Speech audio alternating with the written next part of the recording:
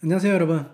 오늘도 미국에서 가장 많이 쓰이는 표현들 중에서 여러분들께서 반드시 아셔야 되는 그런 표현들만 뽑아서 알려드리도록 하겠습니다.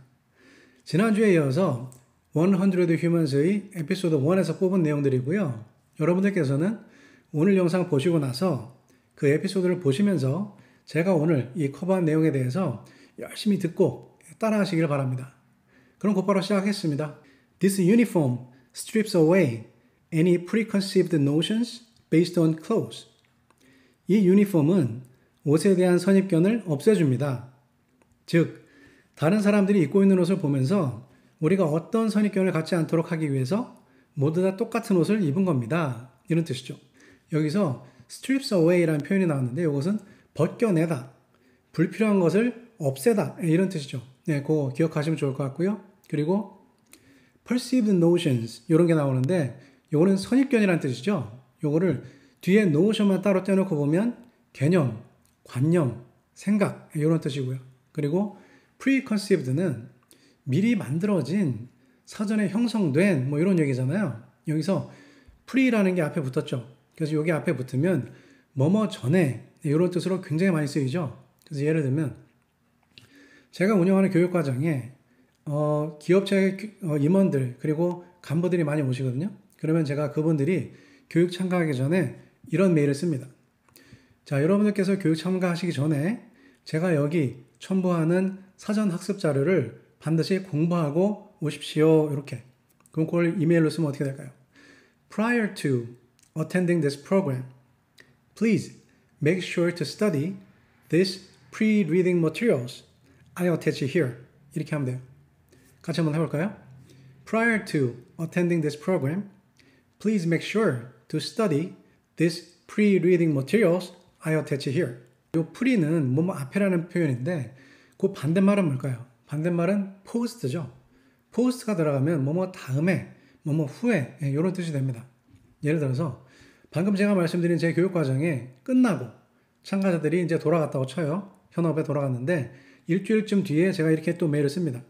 사후 과정 평가서를 작성하셔서 저에게 보내주시기를 바랍니다. 이걸 영어로 쓰면 이렇게 되겠죠? Please fill out the post-program evaluation form and send it to me. 이렇게 하면 되겠죠? 그런데 보통 이걸 뭐 보내주세요 할 때 뭐 사족입니다만은 언제까지 보내주세요? 뭐 빨리 보내주세요 이런 얘기를 하잖아요. 그러면 최대한 빨리 보내주세요 이렇게 하면 어떻게 하면 좋을까요?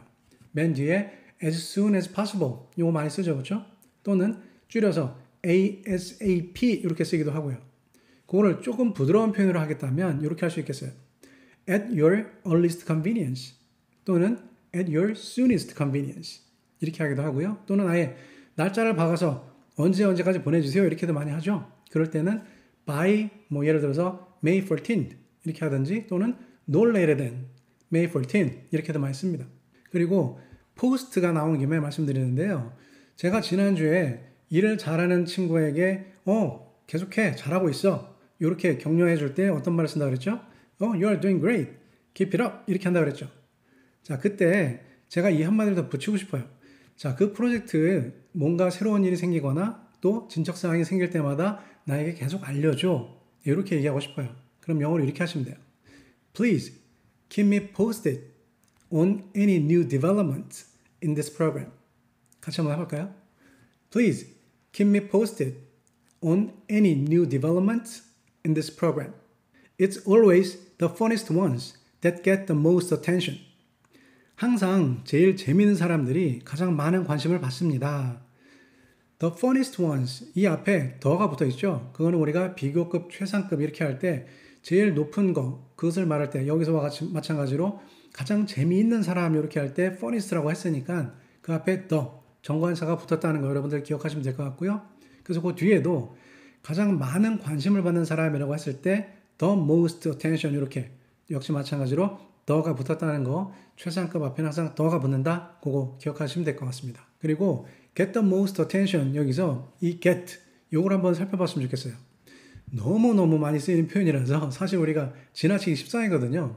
아마 우리가 앞에서도 이미 이 에피소드 보면서도 무수히 나왔을 것 같아요. 근데 여태까지 그냥 지나왔었던 것 같은데요. 오늘은 한번 짚고 넘어갔으면 좋겠습니다.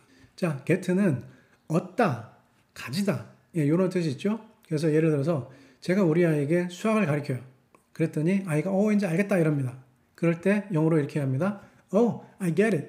이렇게 얘기할 수 있겠고요. 그리고 획득하다 이런 뜻도 있죠. 그래서 예를 들면 제가 좀 전에 수학을 가르쳤다고 말씀드렸잖아요. 아이에게 워낙 잘 가르쳤으니까 그 보람이 있었는지 아이가 그 다음날 시험 보고 와서 이렇게 얘기합니다. I got A on the test. 나 그 시험에서 A 받았어. 이런 말이죠. 그 다음에 뭔가를 가져오다. 이럴 때도 많이 쓰여요. 예를 들면 우리 가족이 뭐 외출하기 위해서 주차장으로 내려갔는데 차 키를 안 가지고 왔어요. 그러면 우리 아이가 이렇게 얘기합니다. I'll get it. 그리고 또 어떤 장소, 위치, 또 어떤 지위, 어떤 상태에 이르다. 이렇게 할 때도 get를 씁니다. 예를 들면 우리 아이가 차를 가지고 친구네 집에 가겠다고 해요. 그러면 제가 키를 주면서 이렇게 얘기하죠. Let me know when you get there. 그 집에 도착하면 알려줘라, 연락해라 이런 뜻이겠죠. Our humans have pretty much checked out. 우리 인간들은 거의 체크아웃 했네요. 자, 이게 무슨 상황이냐면 어떤 사람이 굉장히 지루한 얘기를 오래 해요. 그러니까 거기 앉아있는 사람들이 몸은 그 자리에 있으되 마음이 뜬 거예요. 그래서 그 상황을 이렇게 표현한 겁니다. Our humans have pretty much checked out. 자, 여기서 pretty much 이것은 지난주에도 우리가 했었죠.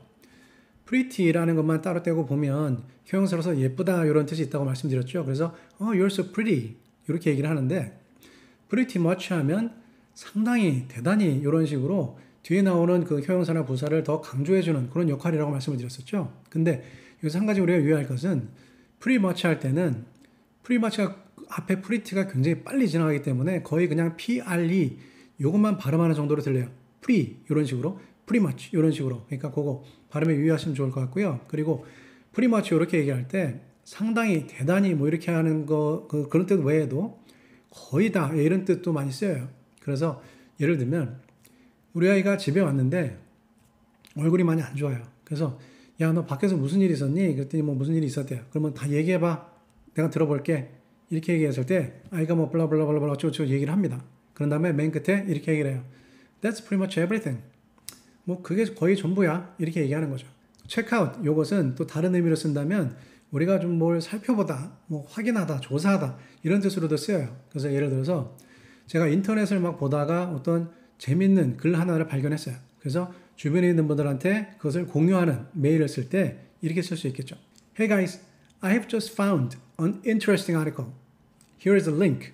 Please check this out. I'd advise against ever living in a hostel for longer than a week or 2 weeks. 나는 1, 2주 이상 호스텔에서 사는 것은 권하지 않습니다. 자, advise against something 이런 게 나왔는데요. 뭐뭐에 대해서 나는 반대한다. 뭐뭐 하는 것을 권하지 않는다. 네, 이런 뜻이죠. 예를 들면 우리 아이가 밤에 혼자 외출을 하려고 그래요. 근데 저는 그렇게 하지 않았으면 좋겠거든요. 그래서 영어로 이렇게 얘기하고 싶어요. I would advise strongly against going out at night. 그리고 여기에 for longer than 1 week or 2 weeks 이런 말이 있죠. 여기서 어떤 기간을 말할 때 우리가 for 이것도 쓰고 또 during 이것도 많이 쓰죠. 그런데 이 두 개가 좀 차이가 있습니다. 그걸 간단하게 살펴보자면 예를 들어서 They went to LA during the summer 그런 말이 있고 They went to LA for the summer 이런 말이 있다면 during the summer는 그들이 LA를 여름의 어떤 한 특정 시점에 갔다 이런 말이고요. For the summer 그러면 그들이 LA에 간 이유가 그 여름을 보내기 위해서 갔다는 소리예요. 그 여름의 시작과 끝 전체 기간 동안을 보내기 위해서 갔다 이런 뜻입니다. 또 다른 예를 들어본다면 나의 LA로 가는 비행기가 3시간 동안 지연되었다. 네, 이걸 영어로 한다면 My flight was delayed for 3 hours. 이렇게 for를 쓰는 거예요. 이때 during을 쓰진 않습니다. Hell no. 절대 아니다. 네, 이것도 굉장히 많이 쓰는 표현이고요. 굉장히 재미있는 표현이죠. no라는 것을 강조하기 위해서 앞에 hell을 붙인 거예요. 그래서 이거는 절대 아니다 이런 뜻인데요. 다른 말로 치자면 no way. Absolutely not. 예, 이런 뜻이라고 이해하시면 되겠습니다. I went through a breakup recently. 나는 최근에 이별을 했습니다.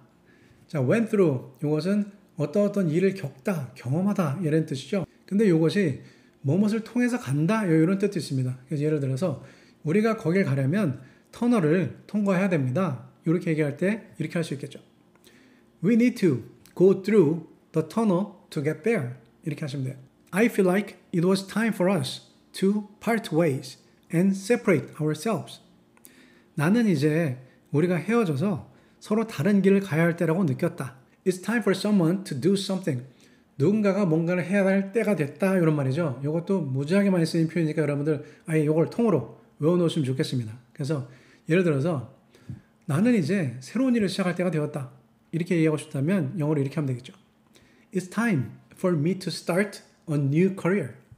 He could have had a perfectly dry stolen good.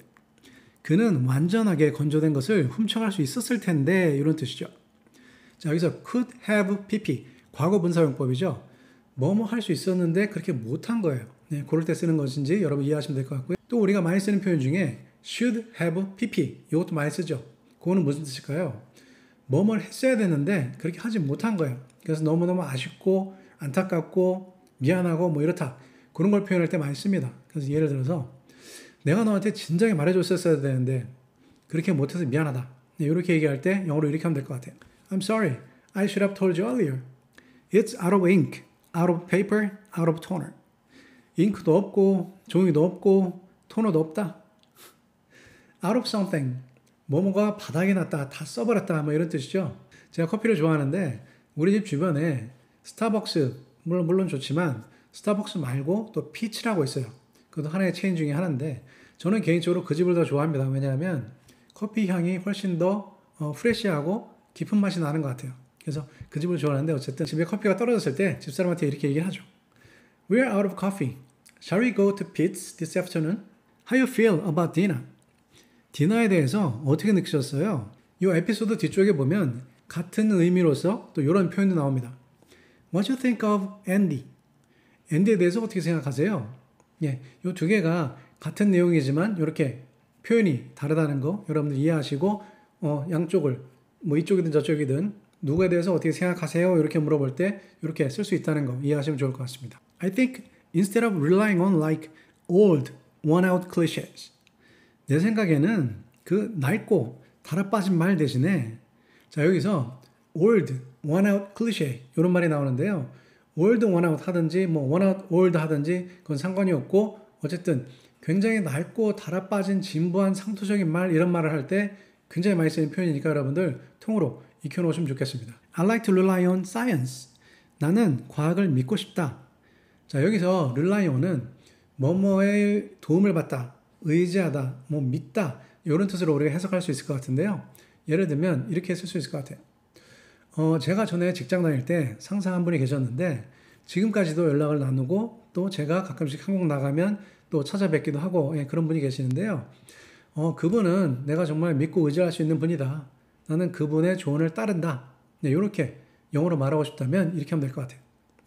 He is someone I can rely on. I rely on his advice. Are you ready to be human number 101? 우리의 101번째 사람이 될 준비가 되셨나요?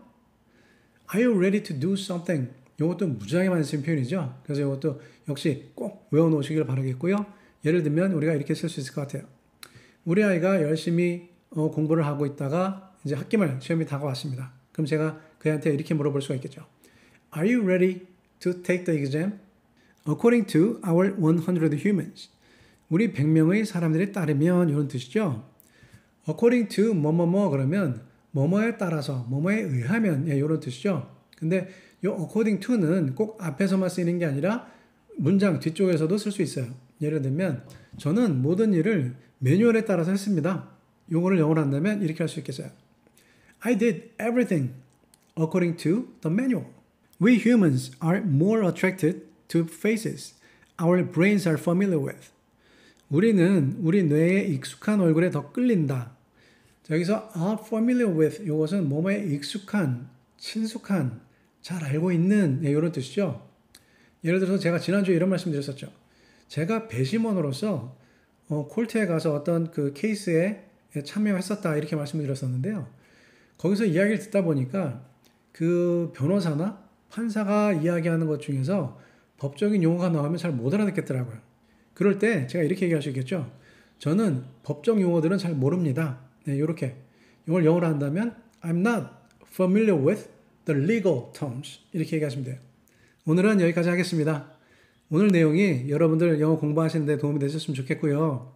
도움이 되셨다면 어떤 부분이 도움이 되셨는지 코멘트란에 좀 적어주시면 대단히 감사하겠습니다. 그리고 오늘 영상 마음에 드셨다면 좋아요 꼭 눌러주시고요. 오늘 처음 오신 분들이 계시면 구독 꼭 눌러주시고요. 그리고 알림 설정도 하시기 바랍니다. 그럼 또 다음 주에 뵙겠습니다. 감사합니다.